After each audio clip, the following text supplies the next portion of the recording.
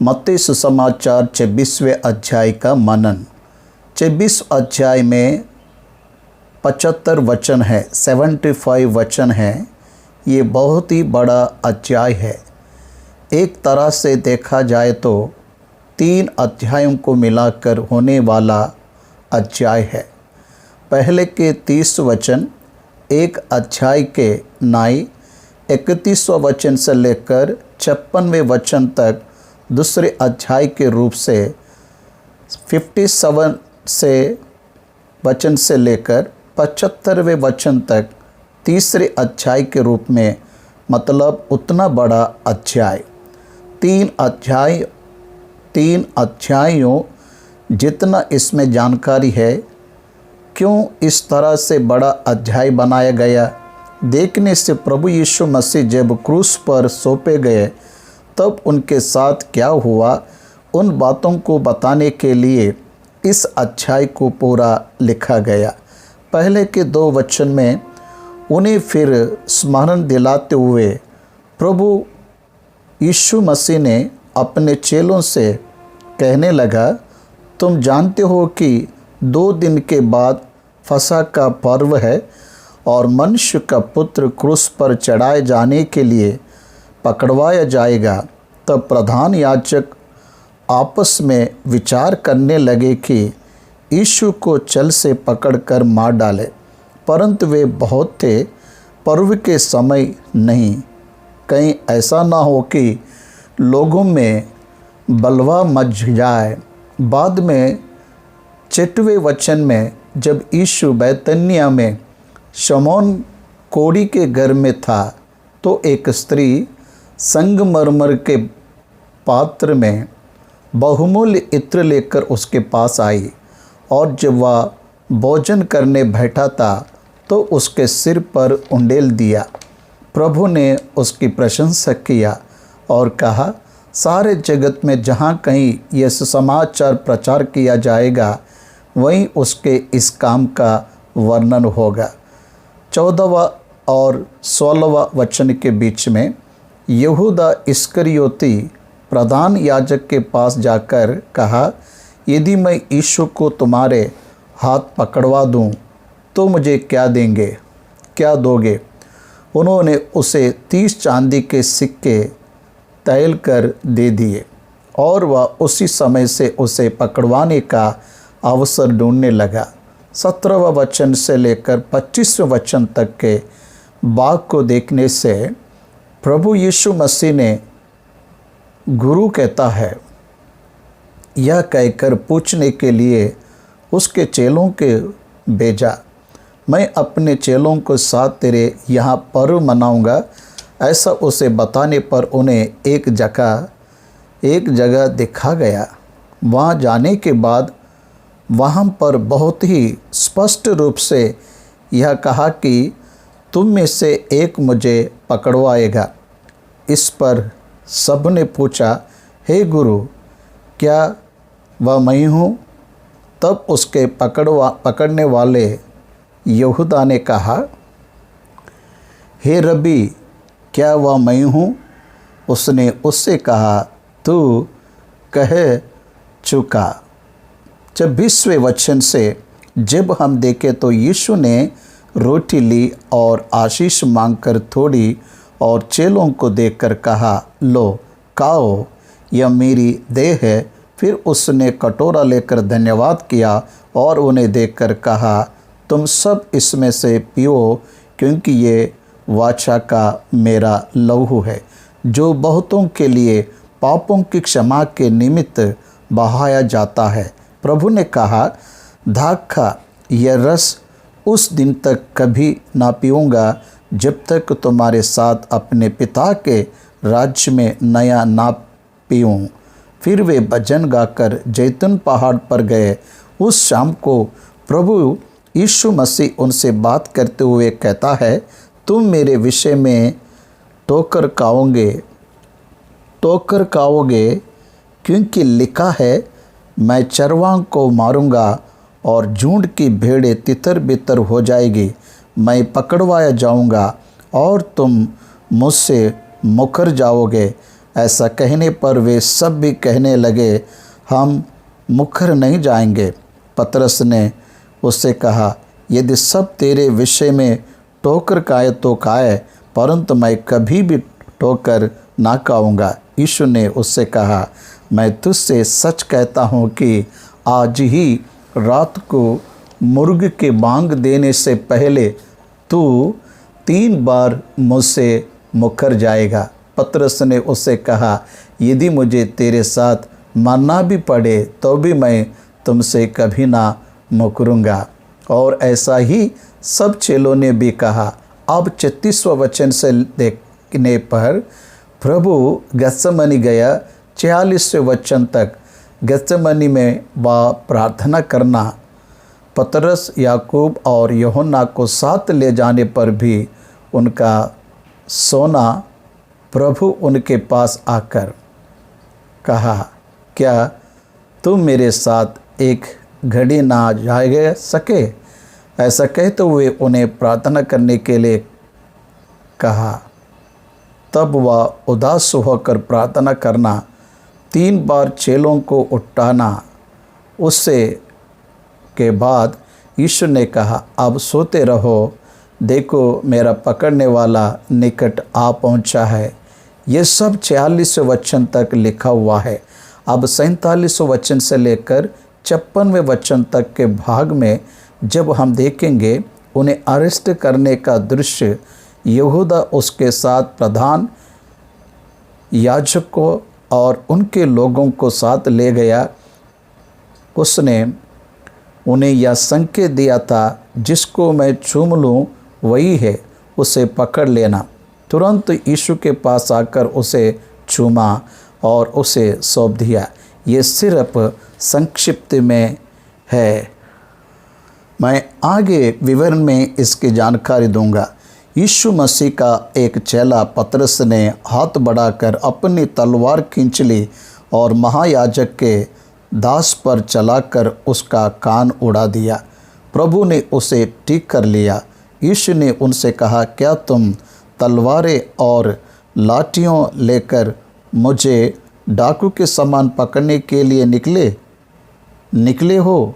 मैं हर दिन मंदिर में बैठकर उपदेश दिया करता था और तुमने मुझे नहीं पकड़ा, परंतु ये सब इसलिए हुआ है कि भविष्यद्वक्ताओं के वचन पूरे हो। तब सब चेले उसे छोड़कर भाग गए।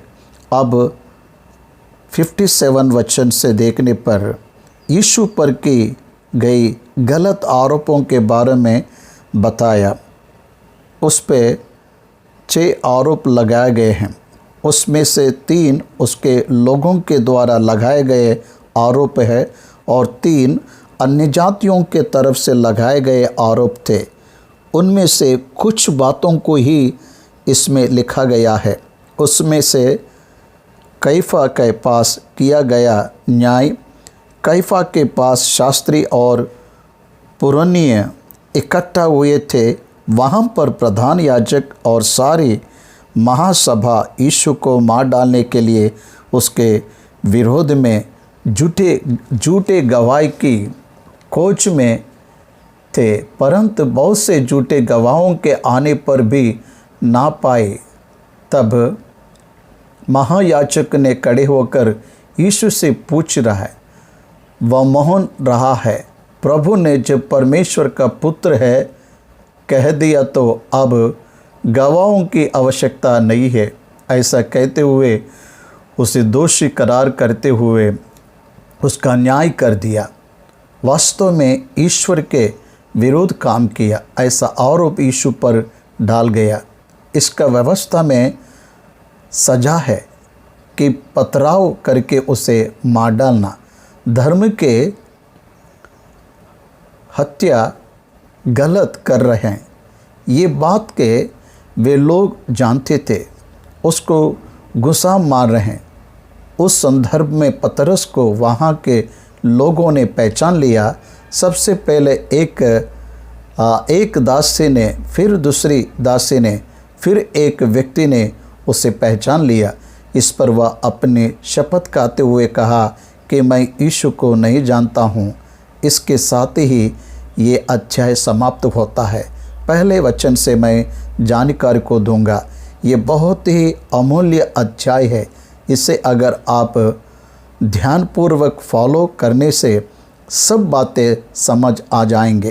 पहला वचन, जब यीशु से सब बातें कह चुका तो अपने चेलों से कहने लगा, तुम जानते हो कि 2 दिन के बाद फसह का पर्व है और मनुष्य का पुत्र क्रूस पर चढ़ाए जाने के लिए पकड़वाया जाएगा।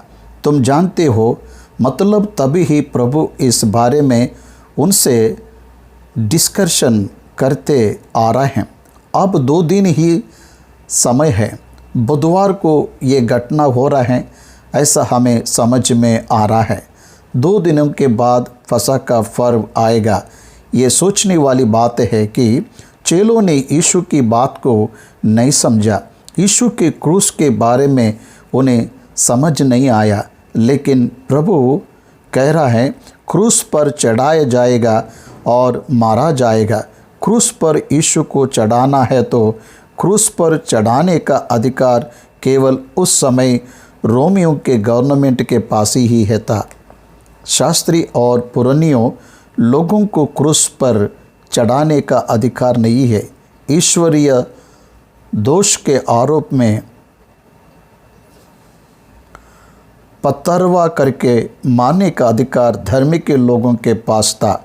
क्रूस पर चढ़ाकर मारने का अधिकार रोमन के पास ही है, गवर्नमेंट के पास ही है। तब उस नगर पर अन्य जाति के लोग राज्य कर रहे थे। प्रभु उसके साथ होने वाली घटना को बता रहे हैं। वे सब लोग बड़े आश्चर्य रीति से उसकी ओर देखने लगे। इतना सीरियस बात कैसे होगा? तब प्रधान याजक और प्रजा के पुरानिये कैफा नामक महायाजक के आंगन में इकट्ठे हुए और आपस में विचार करने लगे कि यीशु को छल से पकड़कर मार डाले। परंतु वे कहते थे, पर्व के समय नहीं, कहीं ऐसा ना हो कि लोगों में बलवा मच जाए। जिनके बारे में तैयार हो रहे हैं, ऐसा प्रभु ने कहा, वे पर्व के समय में नहीं मानने का सोचे। पर्व के समय में नहीं मानने का सोचे। प्रभु यीशु मसीह कह रहा है, मैं उस पर्व में ही मर जाऊंगा। अब प्रभु की बात पूरी हुई है या उनकी? प्रभु की बात ही पूरी हुई। वे पर्व के समय मानना नहीं चाहे। पर्व के समय मानने से लोगों में बलवा मच जाएगा। सब लोग उसे भविष्यद्वक्ता मानते हैं। बहुत सारे यीशु मसीह के फॉलोअर्स हैं, इसलिए कहीं और समय में करेंगे। उसे गलत प्रूव नहीं कर सकते। He is innocent man. उसमें दोष ढूंढ नहीं सकते। उसमें किसी भी बात की दोष को ढूंढ नहीं पाएंगे। इसलिए क्या करने से दोष लगा सकते, क्या करने से उसे पब्लिक के सामने दोषी बना सकते, वही हमें प्लान करना होगा। यह सोचकर वे सब लोग कैफा नामक प्रधान याजक के घर में इकट्ठे हुए। एक बात बताऊंगा, सुनिए। एक मनुष्य की हत्या करने के लिए एक जगह पर इकट्ठा होना, ये कितनी भयंकर बात है। आप एक बार सोचिए। फ्री प्लानेड कॉलेड ब्लडेड मर्डर, पहले से ही योजना बनाकर रखा हुआ भयंकर हत्या है। ऐसा वे आपस में विचार करते समय उन्हें इस्करियोती यहूदा मिला। 14वें और 16वें वचन के बीच में इसकी जानकारी है। उसका अन्याय अगर उसे नहीं पहचानता था तो उनके लिए यीशु को पहचाना मुश्किल हो जाता था। याद रखिए, धोखेबाज जहाँ रहते हैं वहाँ पर ही नायक लोग मारे जाते हैं। धोखा देने वाले व्यक्ति अगर टीम में रहने से उन अधिकारियों के लिए खतरा ही है। परमेश्वर के नाम से अद्भुत कार्यों को करने वाले प्रभु यीशु मसीह का संहार करने के लिए प्लान किसने बनाया? धार्मिक लोगों ने, प्रधान याजकों ने। इस एक बार आप सोचिए, प्रभु यीशु मसीह को संहार करने के लिए प्लान किसने बनाया? धार्मिक लोगों ने या प्रधान याजकों ने? इसे एक बार आप सोचिए, वे कैसे ऊंचे स्थानों में हैं, लेकिन उनकी सोच कितनी नीच है। ईर्ष्या, प्रभु यीशु मसीह पर द्वेष और ईर्ष्या की भावना को उन्होंने रखा। प्रभु यीशु मसीह के धर्म के विरोध है और मार्ग के अनुकूल है। प्रभु यीशु मसीह ने आराधनालय में लोगों को भगाया, इससे उनका क्रोध और बढ़ गया। उनका एटीट्यूड को प्रभु यीशु मसीह ने बाहर लाया, इसलिए वे कैफा नामक प्रधान याजक के घर में इकट्ठे हुए। पर्व के समय नहीं, फिर कभी मारेंगे, ऐसा सोचने लगे। जब यीशु बेतनिया आ गया, रविवार को, सोमवार, मंगलवार, बुधवार के रात को वह बेतनिया में जाता था। सुबह यरूशलेम जाता था, शाम तक बेतनिया आ जाता था। बेतनिया में शमन नामक कुष्ठ रोगी उसे प्रभु ने चंगा किया था। उसके घर के बोझ में यीशु को बुलाया गया। 2 दिन में वह पकड़वाया जाएगा। 2 दिन में फसह का पर्व आने वाला है।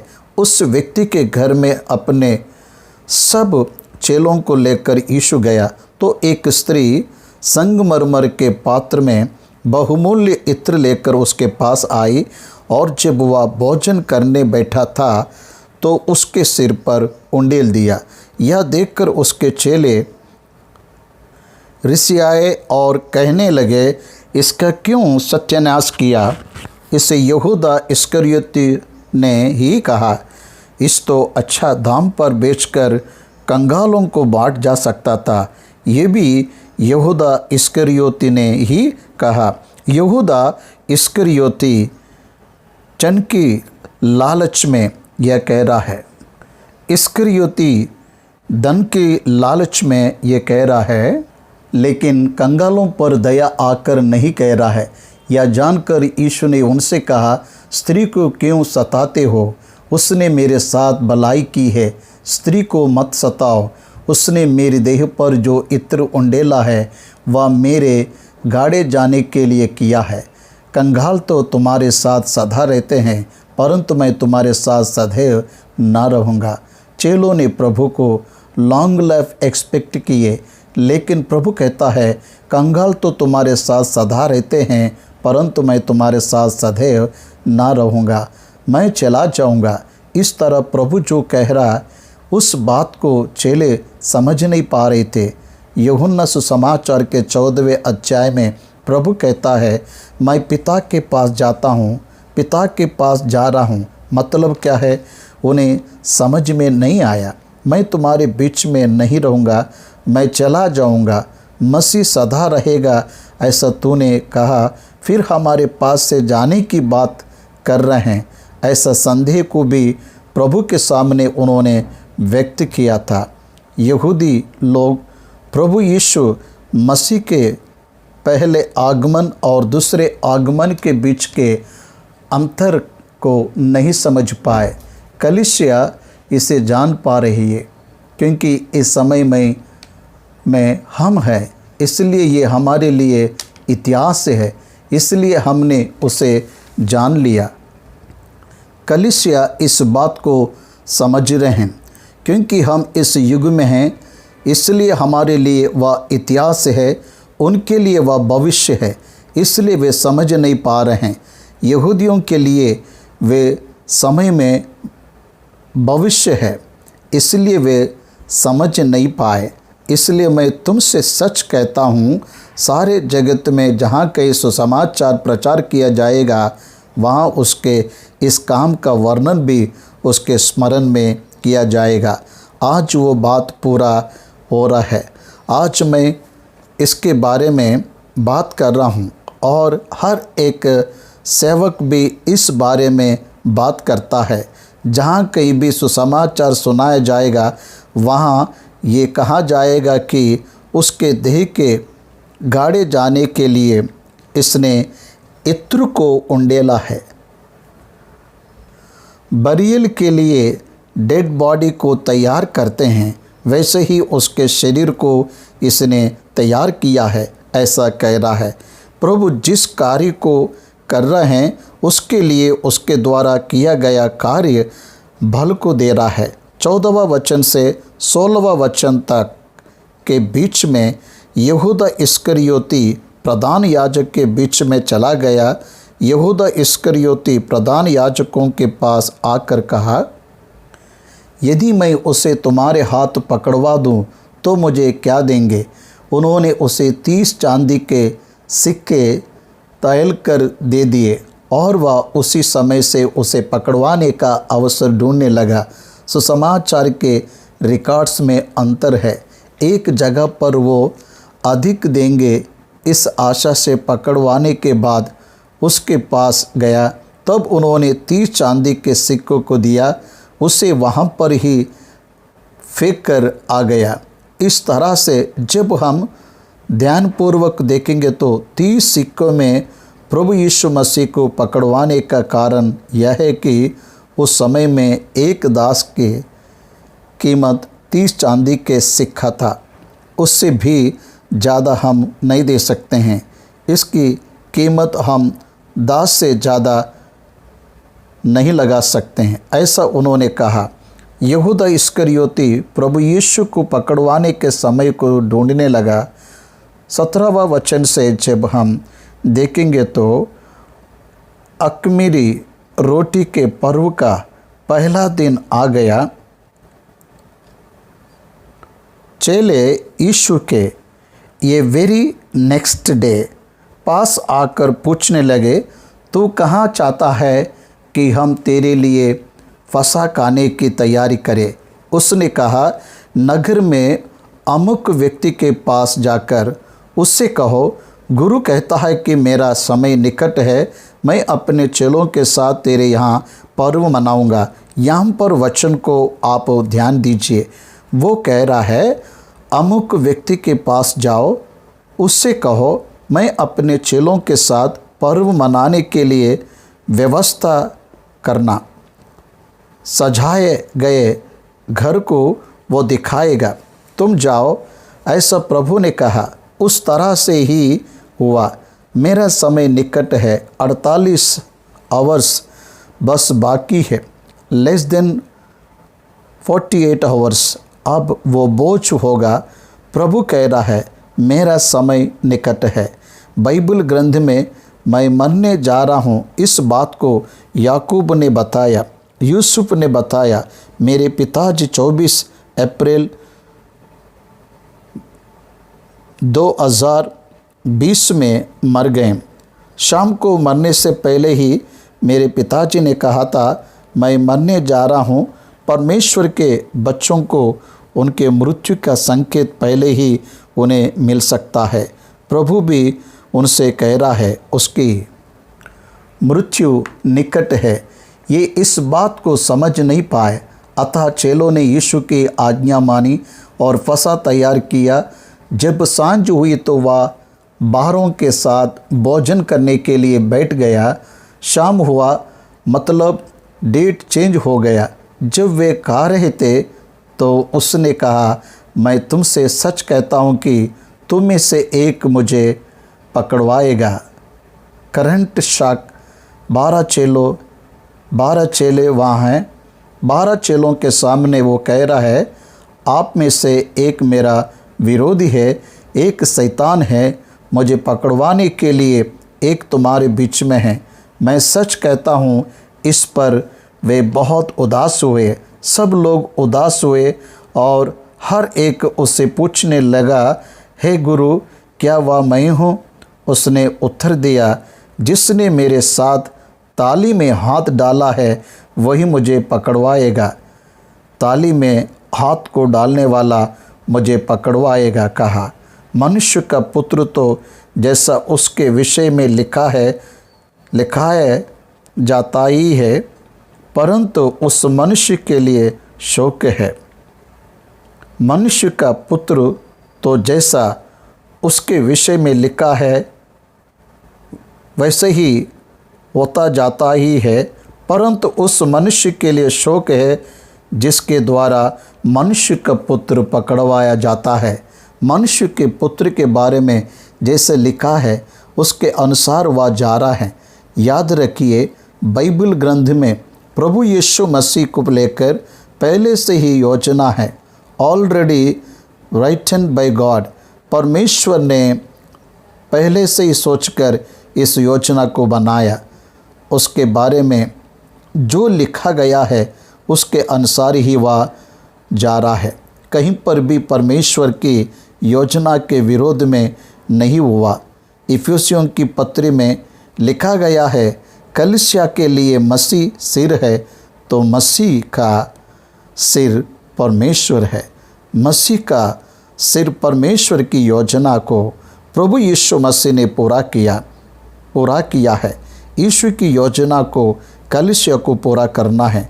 यीशु परमेश्वर की योजना के अनुसार चला, टाइम टेबल के अनुसार चला, लेकिन यीशु कह रहा है उस मनुष्य के लिए शोक है जिसके द्वारा मनुष्य का पुत्र पकड़वाया जाएगा। यदि उस मनुष्य का जन्म ही नहीं होता, उसके लिए भला होता, तब उसके पकड़ने वाले यहूदा ने कहा है, रब्बी क्या वह मैं हूँ? उसने उससे कहा, तू कह चुका। ऐसा कहने पर शिष्यों को समझ में आना चाहिए था, यही पकड़वाएगा। वे सब लोग इस बात को समझ नहीं पा रहे थे। जब वे खा रहे थे तो यीशु ने रोटी ली और आशीष मांगकर तोड़ी और चेलों को देकर कहा, लो खाओ, ये मेरी देह है। पौलुस भक्त ने कुरिन्थियों की पत्री 11वें अध्याय में जो बताया वो इस कमरे में घटी घटना ही है। द लॉर्ड सफ़र कहकर हम जिस प्रथा को मानते हुए मनाते हैं वो कह रहा है, तोड़ते हुए ये मेरा देह है। यरूशलेम के यशायाह के पुस्तक 56वें अध्याय में लिखा है, उसका देह तोड़ा जाएगा, उसका लहू बहाया जाएगा, कह रहा है। इस तरह यीशु का शरीर को रोटी के नाई उसके सामने उसने तोड़ दिया। यीशु का देह को क्रूस पर तोड़ा जाएगा, उसी बात को वहाँ बता रहे हैं। फिर उसने कटोरा लेकर धन्यवाद किया और उन्हें देकर कहा, तुम सब इसमें से पियो, क्योंकि बहुतों के लिए पापों की क्षमा के निमित्त बहाया जाता है। मैं तुमसे कहता हूँ कि दाख का ये रस उस दिन तक कभी नहीं पीऊँगा जब तक तुम्हारे साथ अपने पिता के राज्य में नया ना पीऊँ। सेकंड कमिंग में जब प्रभु मसीह में आएगा, प्रभु महिमा में आएगा, तब ही दाख रस को पिएगा, तब तक नहीं पिएगा। That was the last attempt for the time. वह बता रहा है।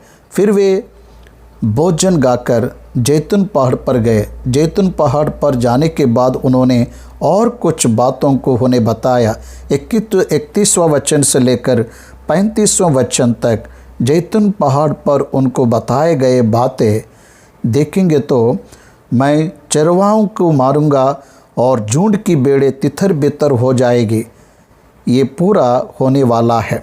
उसने कहा, मैं अपने जी उठने के बाद तुमसे पहले गलील को जाऊंगा।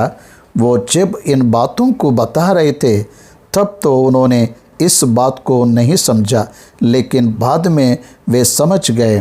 प्रभु क्या कह रहा है, मैं मारा जाऊंगा, मुझे गाड़ा जाएगा, मैं अपने कहने के अनुसार तीसरे दिन जी उठूंगा, फिर मैं तुमसे मिलूंगा।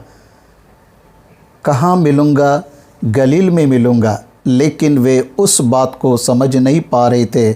मेरे जी उठने के बाद, जी उठने का मतलब क्या है? मौत से बाहर आने के बाद, मतलब थर्ड डे मैं तुमसे मिलूँगा, चलो कह रहे। इस पर पतरस ने उससे कहा, यदि सब तेरे विषय में ठोकर खाएं, यदि सब तेरे विषय में ठोकर खाएं तो खाएं, परंतु मैं कभी भी ठोकर ना खाऊंगा। यीशु ने उससे कहा, मैं तुझसे सच कहता हूँ कि आज ही रात को मुर्ग को बांगने देने से पहले तू 3 बार मुझसे मुकर जाएगा। यीशु इस बात को कैसे जानता था? वो परमेश्वर का पुत्र है। प्रभु हाइपोस्टेटिक यूनियन है 100% मानव और 100% परमेश्वर है। ये दोनों से जुड़ा हुआ ही प्रभु यीशु मसीह का देह है। प्रभु यीशु मसीह के शरीर में परमेश्वर निवास कर रहे हैं, परिपूर्ण रीति से निवास कर रहे हैं, लेकिन मनुष्यों को दिखने के लिए शरीर को धारण किया है। प्रायश्चित धन को चुकाने के लिए उन्होंने लहू और मांस के शरीर को धारण किया। पाप का मोल चुकाने के लिए मनुष्य के बदले में चुकाने के वचन देहधारी हुआ। मानव का जन्म प्रभु यीशु मसीह ने नहीं लिया। मानव का जन्म प्रभु यीशु मसीह ने नहीं लिया। शारीरिक रीति से पति पत्नी के द्वारा यीशु मसीह का जन्म नहीं हुआ। शरीर का रूप धारण करके वचन इस संसार में आया। इसलिए प्रभु यीशु मसीह ने इब्रानियों की पुस्तक उसके 10वें अध्याय में कहा, बलिदान और भेंट तूने ना चाही, पर मेरे लिए एक देह तैयार किया। यीशु के लिए देह को तैयार किया गया। इस तरह उस शरीर को पाप के लिए बलिदान दिया जा रहा है। रोमियों की पत्री 8वें अध्याय उसके 3 वचन में ये बात लिखी गई है, अपने ही पुत्र को पापमय शरीर की समानता में और पाप के बलिदान होने के लिए भेजकर शरीर में पाप पर दंड की आज्ञा दी। यीशु के ऊपर नहीं, यीशु के शरीर के ऊपर परमेश्वर दंड की आज्ञा दे रहा है। इसलिए उस रात को पतरस 3 बार झूठ बोलने लगा। झूठ बोलेगा, इस बात को यीशु बता पा रहा है। वह होने वाली बातों को बता सकता है, उसे भविष्य पता है। एज ए ह्यूमन उसने कहा है कि मुझे भविष्य नहीं पता। डिवाइन पर्सनालिटी के रूप में वह होने वाली बातों को बता पा रहा है। भविष्य में होने वाली बातों को वह बता पा रहा है। एक तरफ मानव के रूप में वह कष्ट और समस्याओं के झेल रहे हैं, ह्यूमन बॉडी के कारण वह झेल रहे हैं। परमेश्वर मानव को यीशु मसीह के रूप में प्रकट हुआ। उत्पत्ति के पहले अध्याय के पहले वचन से लेकर प्रकाशित वाक्य के आखिरी वचन तक मनुष्य को जो परमेश्वर के रूप में प्रकट हुआ है, वह केवल और केवल प्रभु यीशु मसीह ही है। इस बात को आपको जानना है। Pre incarnated Jesus Christ. जब चेले ने कहा, मुझे तुम्हारे साथ मरना भी पड़े तो भी मैं तुमसे ना मुकरूंगा, लेकिन सब चेले उसे छोड़कर भाग जाते हैं, क्योंकि वचन का होना अवश्य है, क्योंकि भविष्य के जाने वाले ने इस भविष्यवाणी को किया है। यीशु उनके साथ गत्समनी गया। वह डायरेक्ट कोठरी से गत्समनी नहीं गया, पहले जैतून पहाड़ के पास गया। वहाँ पर सब चेलों को छोड़कर सिर्फ 3 चेलों को लेकर वह गत्समनी के पास गया। प्रभु यीशु मसीह उस जगह पर जाते हैं, यहाँ उनका स्पेशल प्लान है। यह बात यहूदा को पता था, इसलिए यहूदा वहाँ पर आया था। तब यीशु ने अपने चेलों के साथ गत्समनी नाम एक स्थान में आया और अपने चेलों से कहने लगा कि यहीं बैठे रहना, जब तक कि मैं वहाँ जाकर प्रार्थना करूं। और वह पतरस और जब्दी के दोनों पुत्रों को साथ ले गया और उदास और व्याकुल होने लगा। तब उसने उनसे कहा, मेरा जी बहुत उदास है, यहाँ तक कि मेरे प्राण निकल ला जाते हैं। तुम यहीं ठहरे और मेरे साथ जागते रहो। फिर वह थोड़ा और आगे बढ़कर मुंह के बल गिरा और यह प्रार्थना करने लगा कि हे मेरे पिता, यदि हो सके तो ये कटोरा मुझसे टल जाए, तो भी जैसा मैं चाहता हूँ वैसा नहीं, परंतु जैसा तू चाहता है वैसा ही हो। वह कटोरा क्या है? लोग ये सोचते हैं कि वह क्रूस की सज़ा है, लेकिन वह वो कटोरा नहीं है। मेरे शरीर के ऊपर मानव के पाप के कारण स्वर्ग में से सजाना देना, पवित्र शरीर पर पाप को डाल रहे हैं, इसलिए वह उसे मना कर रहे हैं। पवित्र लोग ऐसे ही करते हैं। फिर भी मेरी इच्छा नहीं, तेरी इच्छा को पूरा होने दे। यीशु मसीह इस तरह से कह रहा है, यदि हो सके तो मुझ पर से इस कटोरे को टाल दे, तो भी जैसा मैं चाहता हूँ वैसा नहीं, जैसा तू चाहता है वैसे ही हो। मेरे शरीर पर इस पाप को मत आने दे। ऐसा प्रभु यीशु मसीह को मांगना ही है, क्योंकि पवित्र लोग पाप को कैसे अपने शरीर को ऊपर डालने दे सकते हैं। फिर भी डालने दिया, क्योंकि पिता की ये इच्छा थी।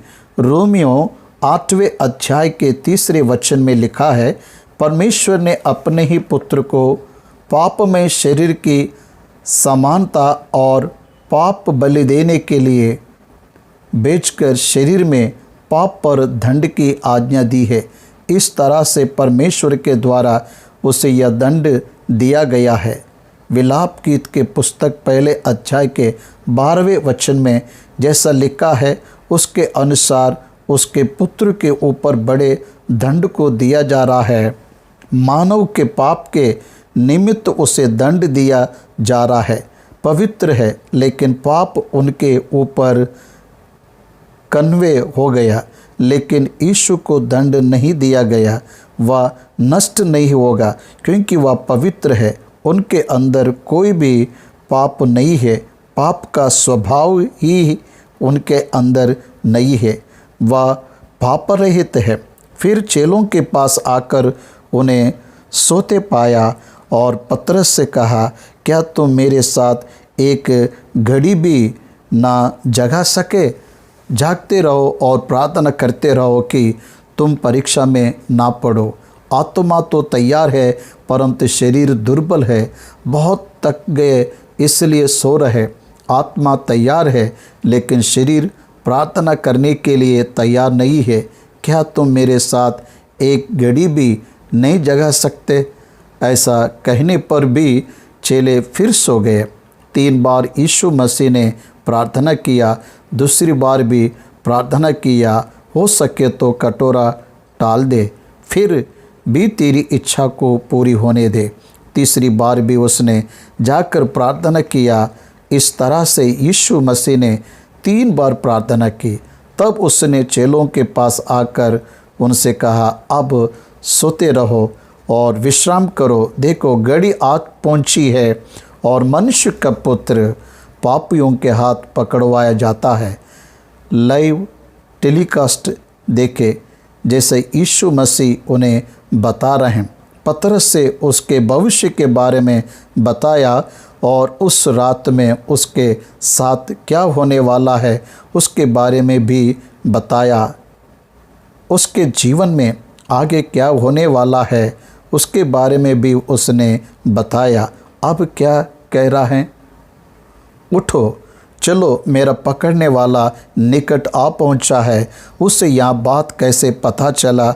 वह परमेश्वर का पुत्र है, सब बातों को वह जानता है। लेकिन यहाँ पर मैं आपको एक विशेष बात बताना चाहता हूँ। यीशु को इस्करियोती यहूदा ने पकड़वाया है क्या?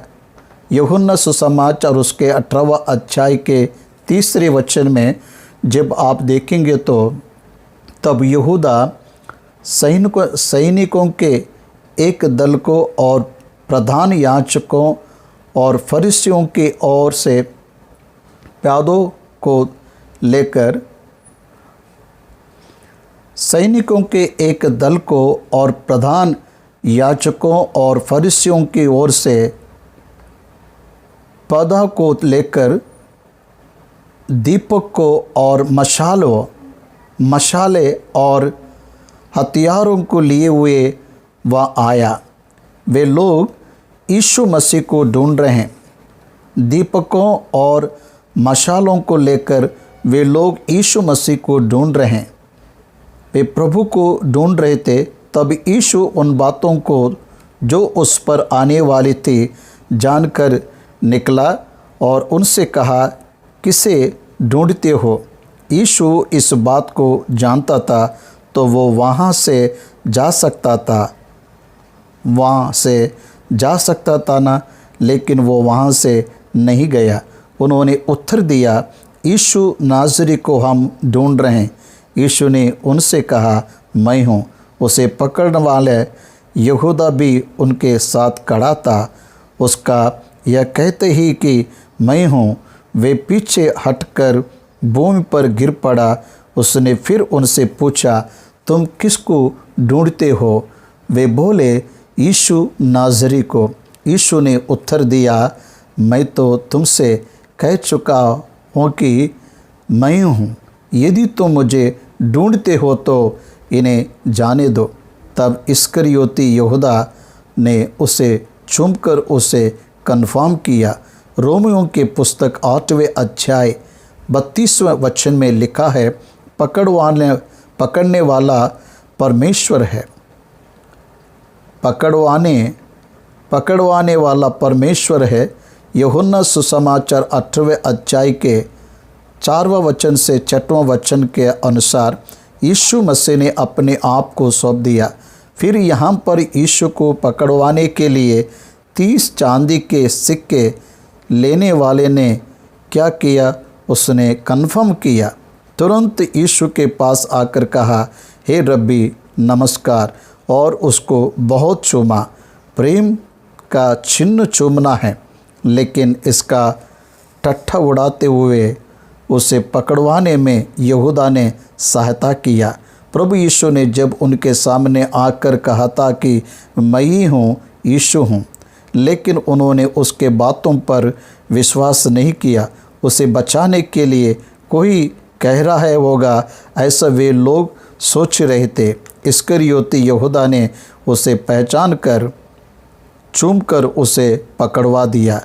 उन्हें कन्फर्म हुआ कि यही यीशु मसीह है, लेकिन वास्तव में जिसने पकड़वाया वो परमेश्वर है। जिसने खुद को सौंप दिया वो यीशु मसीह है। यहाँ पर प्रधान याजकों के साथ उसका एग्रीमेंट था, इसलिए उसने चूमकर भौतिक रूप से उसे पकड़वाया।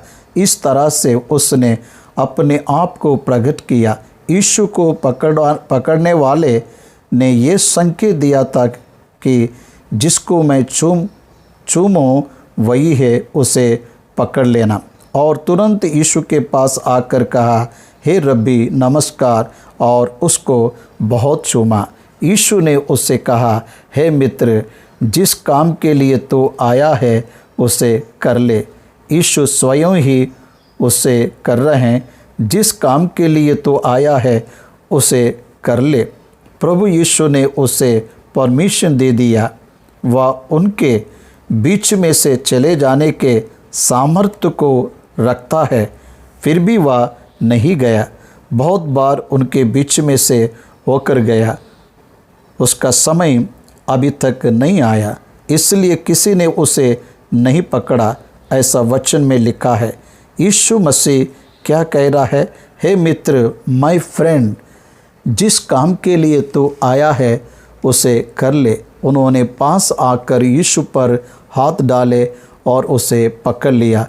यीशु के पास ही पतरस था। तब पतरस ने एक हाथ बढ़ाकर अपना तलवार खींच ली और महायाजक के दास पर चलाकर उसका कान उड़ा दिया। देखिए, उस दास का नाम मलुक है। मलुक दास का उसने कान उड़ा दिया। यीशु ने उससे कहा, अपना तलवार स्थान पर रख ले, क्योंकि जो तलवार चलाता है वे सब तलवार से मारे जाएंगे। पतरस ने अपना कंट्रोल को खो दिया और उस दास के कान को उड़ा दिया, लेकिन प्रभु ने उसके कान को ठीक कर दिया। बहुत ही अद्भुत बात यह है कि वह पकड़वाया गया। उस समय में भी उसने उन दासों में से एक दास को चंगा किया। यीशु ने उसके कान को छूकर उसे चंगा कर दिया। ब्लीडिंग स्टॉप हो गया। देखिए, अब पतरस से यीशु मसीह क्या कह रहा है, तू नहीं जानता है कि मैं अपने पिता से विनती कर सकता हूँ और वह स्वर्गदूतों को 12 पलटन से अधिक मेरे पास अभी उपस्थित कर देगा। 12 चेलों में से एक, उस चेलों में से एक आगे बढ़ने से नहीं होगा। अगर मैं अपने पिता से विनती करूंगा तो स्वर्गदूतों का 12 पलटन, एक पलटन मतलब 6,000 स्वर्गदूत, 12 पलटन मतलब 72,000 स्वर्गदूत उतर कर नहीं आएंगे। मेरे मांगने से मेरी रक्षा करने वाला परमेश्वर है, लेकिन मैं नहीं मांगूंगा। मैं अपने आप को सौंप रहा हूँ। मैं अगर ऐसा विनती करूँगा तो पवित्र शास्त्र में जो बात लिखी है वह कैसे पूरा होगा। ऐसा पतरस से यीशु मसीह ने कहा। बाइबल हमें स्पष्ट बताता है कि प्रभु यीशु मसीह ने वचन को कितना महत्व दिया है। क्रूस के ऊपर उसने 4था वचन कहा था, मैं प्यासा हूँ। उसके बाद 6वें वचन को कहा सकता था, लेकिन 5वां वचन क्यों कहा जानते हो क्या? 5वां वचन क्यों कहा जानते हो क्या? 4थे वचन में पिता से अलग हो गया, पिता को परमेश्वर कहकर पुकारा। तब तक सब कुछ समाप्त हो गया था, लेकिन वचन का पूरा होना आवश्यक है। भजन संहिता 22वां अध्याय में 22वां वचन में 22 में उसने कहा है, मैं प्यासा हूँ। वह मरते समय मैं भी वचन को पूरा किया। इसलिए प्रभु कहता है, मैं अगर विनती करूँगा तो वचन कैसे पूरा होगा? भविष्यवाणी की गई वचन अधूरा नहीं रहना चाहिए। अगर मैं प्रार्थना करूँगा तो पवित्र शास्त्र में लिखे गए वचनों का क्या होगा? जैसे पवित्र शास्त्र में लिखा हुआ है वैसा होगा ही। It's all happening with the permission of God. मैं आपको और एक बात बताऊंगा। यूहन्ना सुसमाचार 13वें अध्याय में यीशु जान गया था, सब कुछ उसके हाथ में सौंप दिया गया था। परमेश्वर ने सब कुछ यीशु के हाथ में सौंप दिया। तेरी इच्छा है, तू क्या करना चाहता है? तू क्रूस पर क्या करना चाहता है? तू मनुष्यों के लिए क्या करना चाहता है? इट्स ऑल योर विल कहकर परमेश्वर ने सहमति दे दिया था। मैं तेरे हाथों में सब, it's all up to you, सौंप देता हूँ। कितना अच्छा भाग्य है। यूहन्ना सुसमाचार हमें बहुत सारे सीखों को देता है। यूहन्ना सुसमाचार 13वां अध्याय उसका 3रा वचन, यीशु ने यह जानकर कि पिता ने सब कुछ मेरे हाथों में कर दिया और मैं परमेश्वर के पास से आया हूँ और मैं परमेश्वर के पास जाता हूँ। परमेश्वर ने सब कुछ प्रभु यीशु मसीह के हाथों में सौंप दिया। क्रूस की सारी प्रक्रिया किसके हाथों से चले जानते हो क्या? यीशु के हाथों से चली।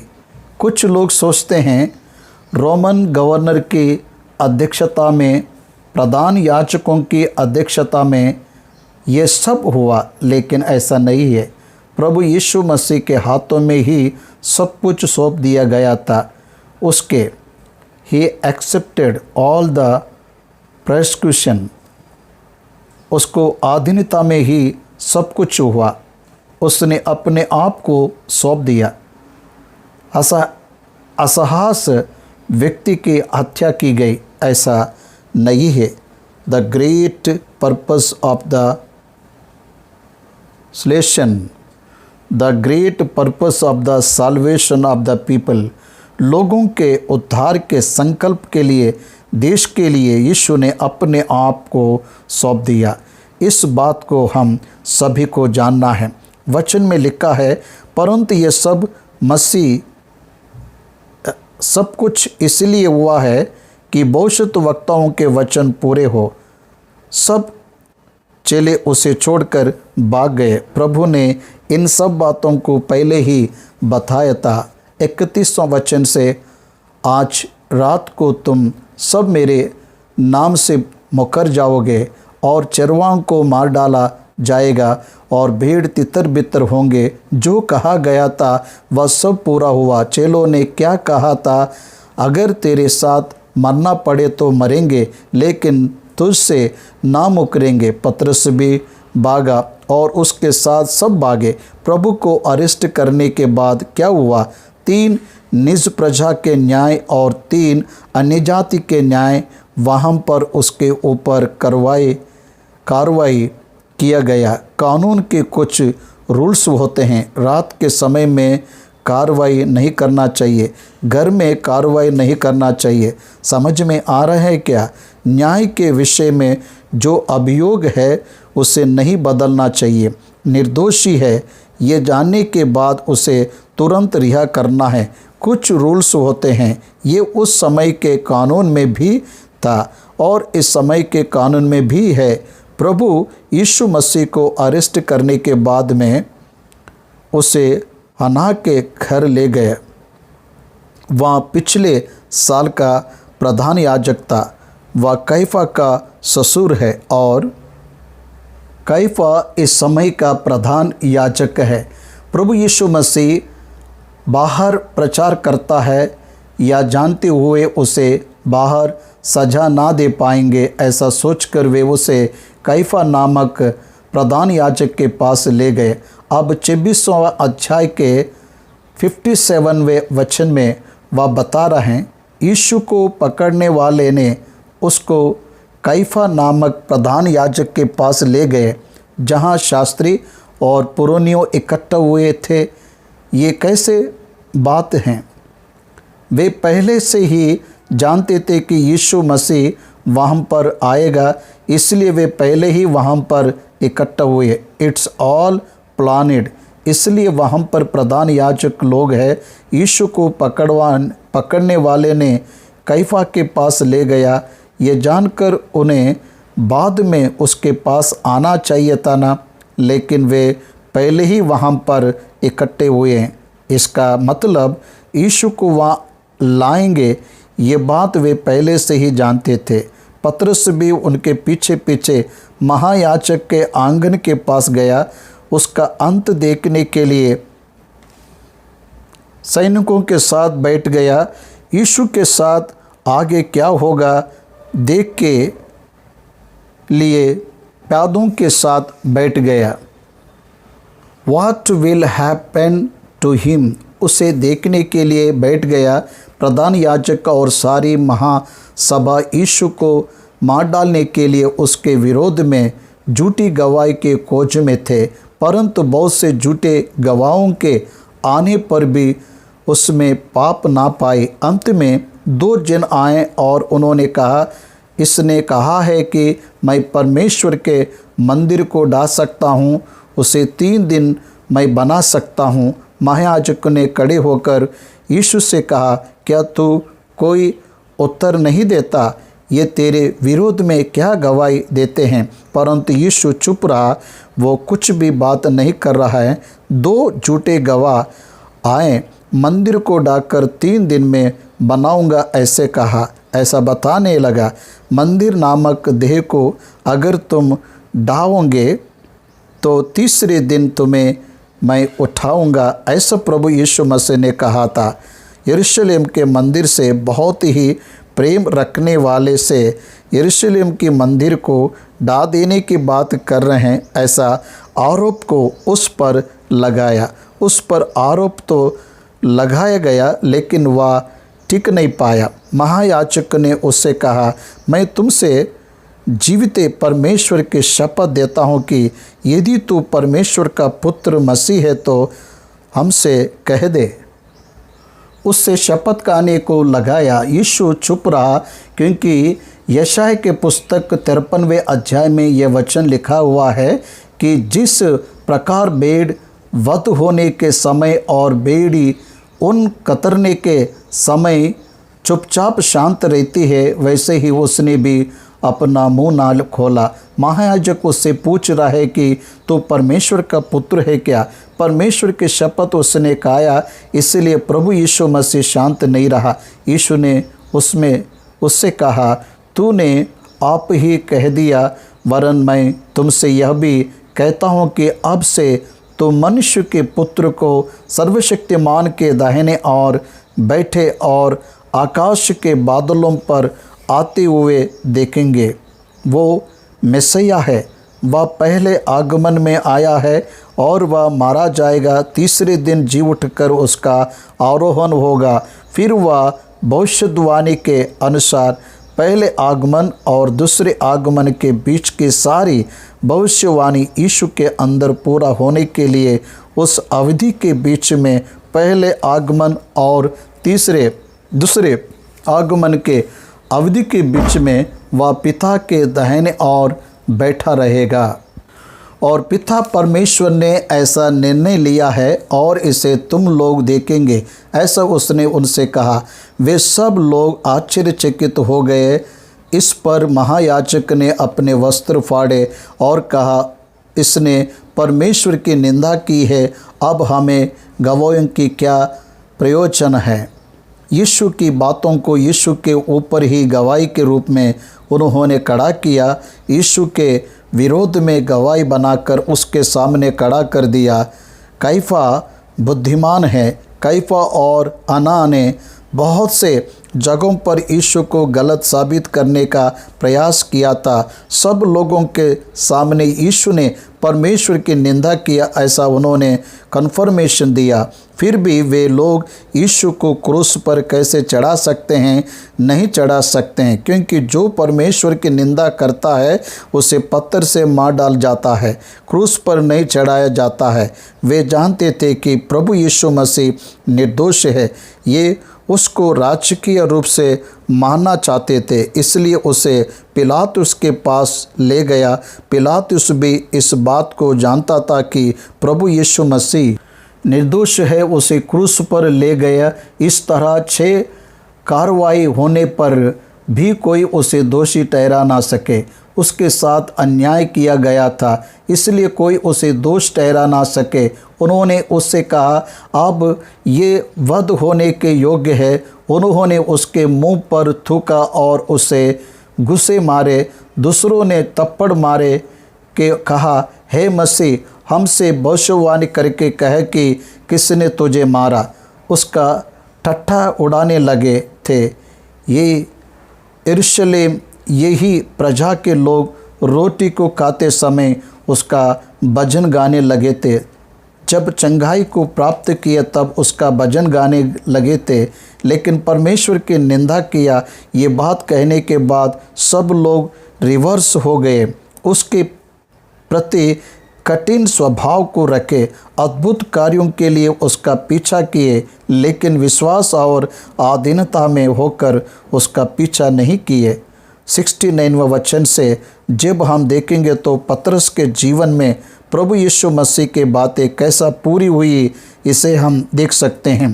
पतरस बाहर आंगन में बैठा हुआ था कि एक दासी उसके पास आई और कहा, तू भी यीशु गलील के साथ था। उसने सबके सामने ये कहते हुए इनकार किया, मैं नहीं जानता तू क्या कह रही है। अब दूसरी बार जब वह बाहर डेवढ़ी में गया तो दूसरी दासरी ने उसे देखकर उनसे जो वहाँ थे कहा, यह भी तो यीशु नाज़री के साथ था। उसने शपथ खाकर फिर इनकार किया, मैं उस मनुष्य को नहीं जानता। थोड़ी देर बाद लोगों ने जो वहाँ खड़े थे पतरस के पास आकर उससे कहा, सचमुच तू भी उनमें से एक है, क्योंकि तेरी बोली तेरा भेद वेश खोल देती है। गलील का जो स्लॉग है वो पतरस की भाषा में दिखाई दिया है, वो गलील का है। इस बात को वे अच्छे से कैच कर लिए। वे लोग कह रहे हैं तेरी बोली तेरा भेद खोल देती है। तब वह धिक्कारने और शपथ खाने लगा, मैं उस मनुष्य को नहीं जानता। और तुरंत मुर्ग ने बांग दी। तब पतरस को यीशु की कही हुई बात स्मरण हो आई, मुर्ग के बांग देने से पहले तू 3 बार मेरा इनकार करेगा।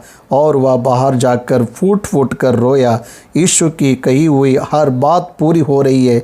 यीशु के बारे में बताई गई हर बात पूरी हो रही है। ध्यान दीजिए, वहाँ बाहर जाकर फूट फूट कर रो रहे हैं। सुबह हो गई। सभी महायाजक उसके विरोध में षड्यंत्र को रचकर उसे पिलातुस को सौंप दिए और 3 कार्रवाई पिलातुस के पास, फिर हेरोदिस के पास, पिलातुस के पास ले गए। इस तरह क्रूस पर ले जाने के परिस्थितियों हमें देखने को मिलते हैं। यीशु के पकड़वाने जाने के 12 घंटे में से 6 घंटों में 6 कार्रवाई को किया गया और 6 उसके विरोध में न्याय किया गया। नेक्स्ट 12 घंटों के अद्भुत बातों को हम लोग बाइबल में देख सकते हैं। बाइबल में ये 4 सुसमाचार के आखिरी अध्यायों में हम यीशु की मृत्यु, उसका कब्र में जाना, उसका जी उठना और आरोहण, इसके बारे में हम जान सकते हैं। इस तरह 37वें अध्याय में हम बाकी के बातों को मनन करेंगे।